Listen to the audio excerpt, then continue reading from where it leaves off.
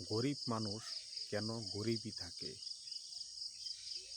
গরিব মানুষ গরিব থাকে কারণ তার টাকা কম নয়, কারণ হলো তার চিন্তা ছোট।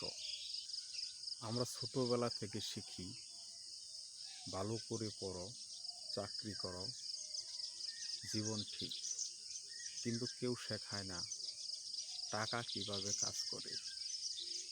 আমরা টাকা কামাই কিন্তু টাকাকে কোনো কাজে লাগাই না। একজন দিনমজুর সারাদিন কাজ করে 500 টাকা পায়, আরেকজন বসে থেকেও 5,000 টাকা আয় করে। পার্থক্যটা কোথায়? পার্থক্যটা হলো একজন শরীর দিয়ে কাজ করে আর একজন মাথা দিয়ে। মনে রাখবেন, আপনার বর্তমান অবস্থা আপনার দোষের নয়, কিন্তু ভবিষ্যৎটা আপনার দায়িত্ব।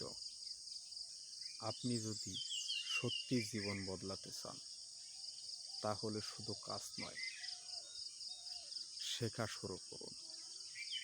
নতুন কিছু শিখুন, নতুনভাবে চিন্তা করুন।